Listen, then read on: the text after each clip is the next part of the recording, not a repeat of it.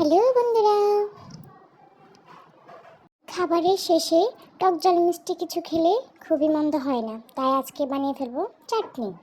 তাই প্রথমে তেল দিলাম, তারপর তেজপাতা আর জিরা দিয়ে দিলাম, তারপর লঙ্কা দিয়ে দিলাম। এখন টমেটো কুচি দিয়ে দেব, টমেটো দিয়ে দিলাম, একটু নেড়ে নেব ভালো করে।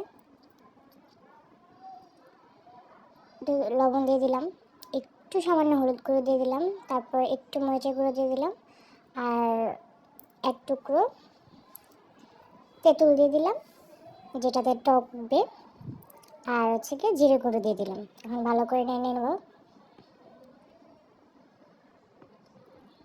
ভালো করে নেড়ে এই তো প্রায় হয়ে এসেছে।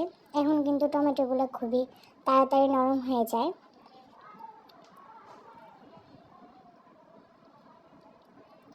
এখন যার যতটুকু পরিমাণ মতো আপনারা সবাই চিনি দিয়ে দিবেন। আমার যতটুকু প্রয়োজন আমি অতটুকু দিয়ে দিচ্ছি। অবশ্যই চাটনিটা টক টক ঝাল ঝাল খেতে, মিষ্টি মিষ্টি খেতেই ভালো লাগে। এই তো রেডি হয়ে গেল আমাদের চাটনি।